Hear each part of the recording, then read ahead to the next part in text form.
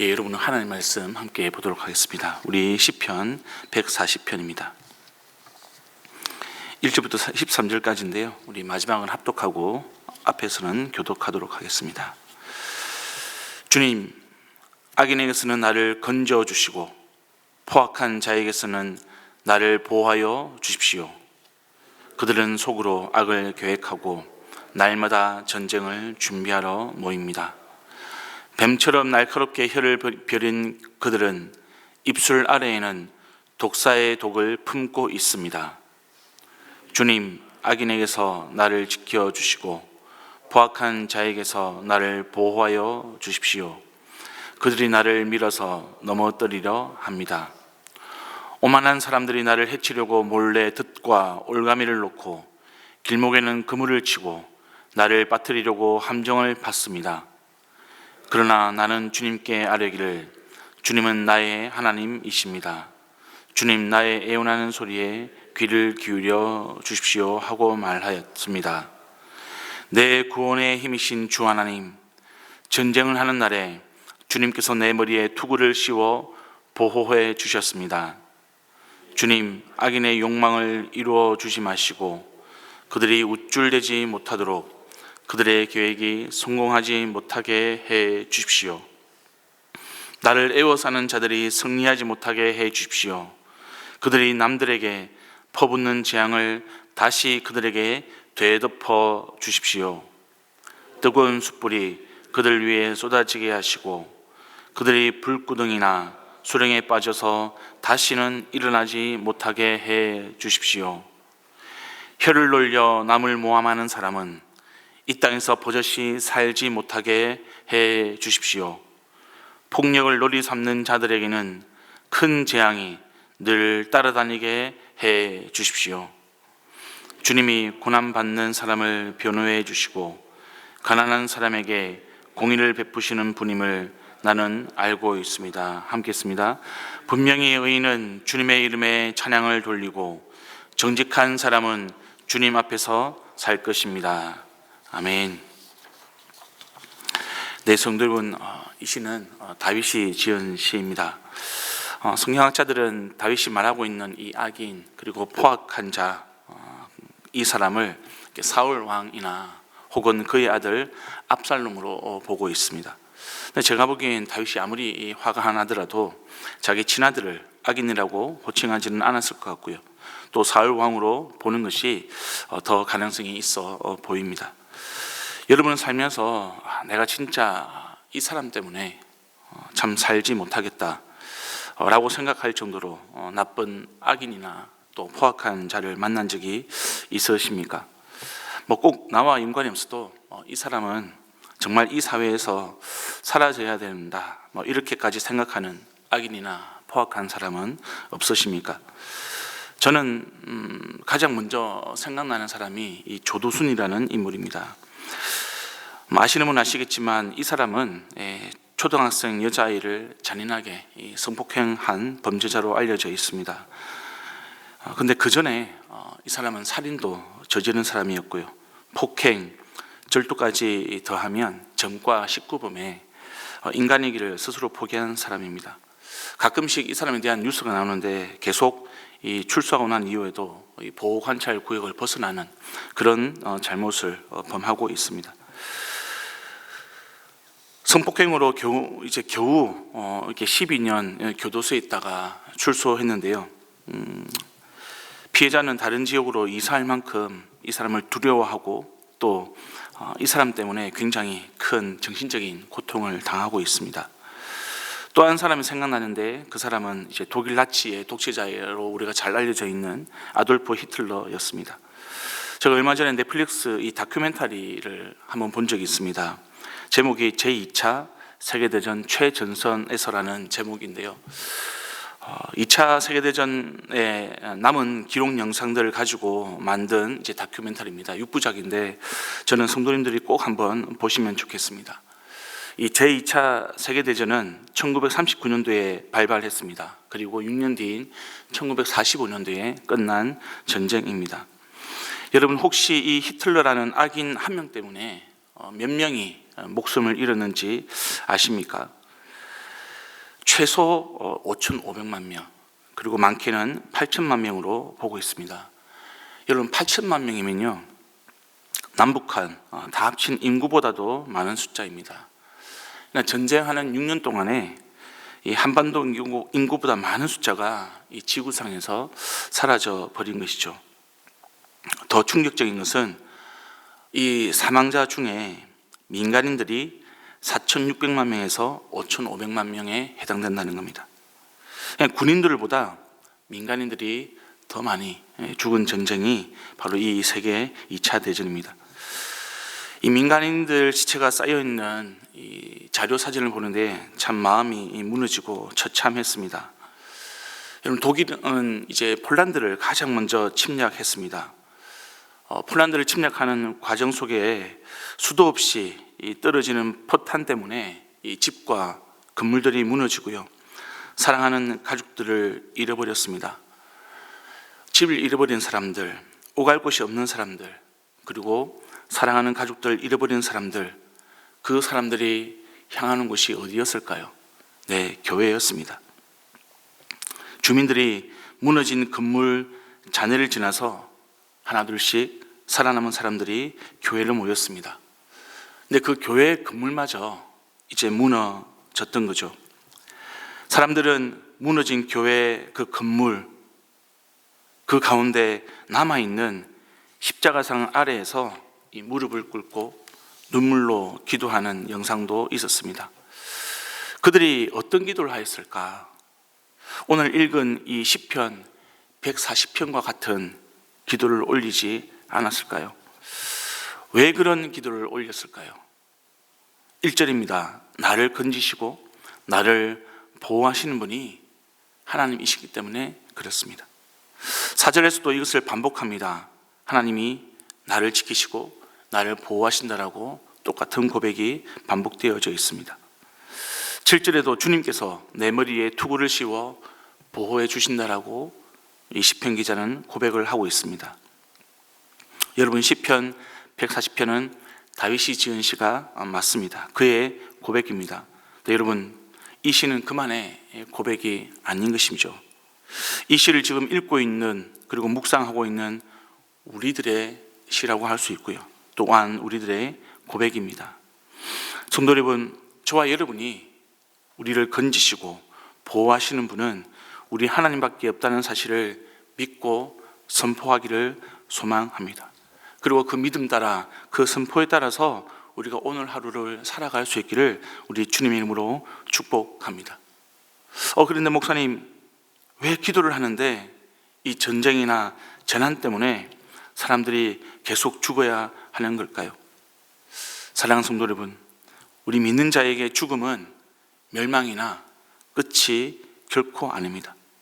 우리는 부활하고요, 우리는 죽음을 이기는 존재입니다. 우리는 영원한 생명을 가지고 새 하늘과 새 땅에서 주님과 영원히 함께 살아가는 존재가 바로 저와 여러분입니다.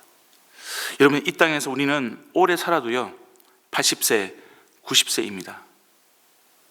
그 시간이 지나면 우리는 모두가 다 이 땅을 떠나야 합니다. 아무도 예외가 없습니다. 여러분, 이 정거장 같은 이 땅에서의 시간, 이 시간으로 하나님의 무한하신 사랑을 우리가 경시하거나 깎아내리지 않기를 바랍니다. 지금 이 순간에도 주님은 우리와 함께 하시고요, 우리를 인도하십니다. 이 흔들리지 않는 믿음으로 우리를 건지시고 보호하시는 우리가 주님만을 오직 의지하기를 간절히 소망합니다. 여러분, 2절, 3절, 4절, 5절 보시면 이제 악인, 포악한 자의 특징이 나오고 있습니다. 속으로 악을 계획합니다. 날마다 전쟁을 준비하러 모입니다. 입술 아래 독사의 독을 품고 있습니다. 그리고 사람들을 밀어서 넘어뜨리려 하고요, 오만하고 또한 몰래 덕과 올가미를 놓습니다.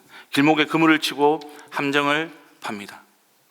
여러분, 우리가 살면서 이런 나쁜 사람을 안 만나면 가장 좋은데요, 세상은 이런 사람들이 수두룩합니다. 마치 땅에 깔린 쥐레처럼 곳곳에 깔려 있습니다. 그래서 여러분, 이런 사람을 만나지 않는 것이 오히려 비정상이라고 할 수 있겠습니다. 우리는 살면서 악인을 만날 수밖에 없고요, 경험할 수밖에 없습니다. 우리 주님도 이런 사실을 너무나 잘 아시기 때문에 우리를 보호하시고 우리를 인도해 주시는 것이죠. 그리고 여러분, 우리가 주님의 보호를 받고 인도하심을 받는 방법, 그 방법은 6절을 기억해 주시기를 부탁드리겠습니다. 우리 함께 다시 한번 읽어보겠습니다. 6절입니다. 시작. 그러나 나는 주님께 아뢰기를 주님은 나의 하나님이십니다. 주님, 나의 애원하는 소리에 귀를 기울여 주십시오 하고 말하였습니다. 예, 여러분, 인생에 우리가 악인을 만날 때, 포악한 사람을 만날 때 우리는 주님께 아뢰어야 할 것입니다. 주님은 나의 하나님이십니다. 나의 기도를 들어주시옵소서. 간절하게 기도해야 하는 것이죠. 성자 하나님이신 예수님도 악인들을 만날 때 성부 하나님께 기도하셨습니다. 주님은 애원하는 우리의 소리를 들어주십니다. 귀를 기울여 주십니다. 마음을 기울여 주십니다. 네, 여러분, 어떤 사람들은 주님이 다 아시는데 굳이 왜 우리가 꼭 기도를 해야 하는지 이해가 안 된다고 하는 사람들도 있습니다. 여러분, 이런 사람들은 신앙의 본질을 잘 모르는 겁니다. 기도를 give and take, 줄 만큼 받는 것으로, 그런 과정으로 생각하기 때문에 그렇습니다. 네, 여러분, 기도는 그런 것이 아닙니다. 우리의 믿음의 본질, 기도의 본질은 하나님과 우리와의 관계에 있습니다. 성도 여러분, 우리가 기도하지 않으면 주님께서 우리를 보호하시고 인도하시는지, 혹은 지금 나와 동행하고 있는지 알지 못하는 거죠. 그저 내 힘으로 감당하고 그냥 그저 내 힘으로 살아가고 있다라고 생각하게 됩니다. 근데 우리의 인생이라는 것이 그렇지가 않죠. 주님은 날마다 우리와 함께 하시고 동행하시고 지키시고 도와주십니다. 그렇기 때문에 우리가 주님께 아뢰야 하는 거죠. 나의 기도를 들어주시옵소서. 우리가 간절하게 기도할 때 나와 함께 하신 하나님과 동역하고 동행하고 또한 함께 걸어가는 겁니다. 또한 여러분, 우리는 기도를 통해서 하나님께서 악인마저도 다스리시고 주관하신다는 그 전지전능하신 주님을 경험하게 되는 것이죠. 8절부터 여러분 11절을 보시면 다윗이 어떻게 기도하고 있습니까? 네, 악인이 우쭐대지 않도록, 악인이 성공하지 않도록, 악인이 승리하지 못하도록, 악인이 오히려 재앙을 당하도록, 숯불에 타도록, 수렁에 빠지도록, 이 땅에서 살지 못하도록 기도하고 있습니다. 이것을 누구에게 기도하고 있단 말입니까? 바로 하나님이시죠. 여러분, 이것은 악인에 대한 심판의 주권이 나에게 있는 것이 아니라 하나님께 있음을 보여주고 있습니다. 여기서 여러분, 우리는 이런 의문을 가질 수 있습니다. 아니, 예수님은 원수를 사랑하고 가셨는데 왜 다윗은 지금 악인이 멸망하기를 위해서 기도하고 있는 것인가? 이것은 서로 배치되는 것 아닌가? 결론적으로 말씀드리면 여러분, 악인을 저주하는 이 다윗의 기도와 예수님의 그 원수 사랑은 배치되는 것이 아닙니다. 성경 전체적으로 보면 수천 년 동안 이 예수님이라는 오직 우리를 구원하시는 구원자로 수렴하는 계시의 점진적인 완성이라는 것을 기억해 주십시오. 다윗 시대에는 아직 예수님이 오시지 않았습니다. 구원의 계시가 미완성인 그런 단계였습니다. 이런 단계에서 하나님의 통치를 상징하고 있는 이 다윗의 기도는 개인적인 복수의 차원이 아니라요, 이 하나님의 언약 공동체를 위협하고 하나님의 그 거룩한 통치를 대적하는 그 악, 그 자체를 소멸해 달라고 간구하는 그런 기도의 모습인 겁니다. 이와 같은 악인의 멸망을 간구하는 기도, 이것은 예수님에게서 완전히 이루어졌던 거죠. 예수님은 구약의 모든 계시를 완성하셨습니다. 모든 악을 이기신 예수님은 원수를 사랑하라는 그런 새로운 명령을 저와 여러분에게 주셨던 겁니다. 악을 이기신 예수님, 그 예수님은 긍휼과 자비를 통해서 원수까지도 구원과 회개의 대상으로 삼으시는 것이죠. 그래서 여러분, 우리는 오늘 악인의 멸망을 간구하는 그런 다윗의 기도를 보면서 그 기도를 이루신 예수님을 생각해야 되는 겁니다. 그리고 이미 구원받은 우리도 예수님이 말씀하신 원수의 구원까지 나아가는 것, 그것이 성경이 우리에게 가르쳐주는 하나님의 마음이요 하나님의 교훈인 것입니다. 다윗은 이제 기도를 마무리하면서 자신에게 하나님이 어떤 분이신지 찬양하면서 고백을 하고 있습니다. 다윗에게 여러분, 하나님은 고난받는 자신을 변호해 주시고 가난했던 자기에게 공의를 베푸시는 분이라는 것을 고백하고 있습니다. 또한 그 하나님은 자신이 의인으로서 주님의 이름에 찬양을 돌리고 또 정직한 자로서 주님 앞에 살 것이라는 결단을 들어주시는 분으로 고백을 하고 있습니다. 사랑하는 성도 여러분, 우리 하나님은 저와 여러분에게 어떤 분이십니까? 다윗처럼 고난당하는 분이 계십니까? 육체와 영혼이 가난한 상황 가운데, 공고한 상황 가운데 계시는 분이 혹시 계십니까? 우리 하나님은 고난당하는 우리를 변호해 주십니다. 가난에 처한 우리를 공의로 도와주시고요, 은혜를 베풀어 주십니다. 저와 여러분이 끝까지 이 주님을 신뢰하기를 소망합니다. 저와 여러분이 의인으로 정직한 자로 이 다윗처럼 주님의 이름에 찬양을 돌리고 주님 앞에서 살아가는 이 시대에 주님의 신실한 자녀 되기를 우리 주님의 이름으로 축복드립니다. 이런 말씀을 기억하면서 함께 기도하겠습니다. 하나님, 이 다윗의 고백, 다윗의 시가 나의 시와 우리의 고백이 되도록 주님, 우리에게 믿음의 믿음을 더하여 주시옵소서. 이 세상을 살아가면서 악을 접할 수밖에 없고, 이 세상을 살아가면서 포악한 자의 공격을 당할 수밖에 없지만, 그러나 어떤 상황에서도 나와 함께 하시는 주님을 의지할 수 있도록 주님 붙들어 주시옵소서. 하나님, 오직 주님만을 의지하는 믿음의 사람 될 수 있도록 도와주시옵소서. 오늘 가정을 위해서 기도하는 날입니다. 우리의 가족들을 생각하시면서 하나님, 어렵고 힘든 가운데 살아가는 우리의 가족들을 기억하여 주시고, 우리의 가정이 오직 하나님만 바라보는 가정, 오직 주님만 의지하는 가정, 이 다윗의 고백을 올려드리는 가정 될 수 있도록 붙들어 주시고 인도하여 주시옵소서. 교회 일정을 위해서 또한 함께 기도하도록 하겠습니다. 여러분, 학습 세례 입교가 12월 달에 진행될 예정입니다. 우리 성도님들 가운데 학습 세례 입교를 통하여서 하나님께서 나의 주인 되심을, 나의 주님 되심을 진실로 고백하는 그런 시간들 될 수 있도록, 그런 과정들 될 수 있도록 도와주시옵소서.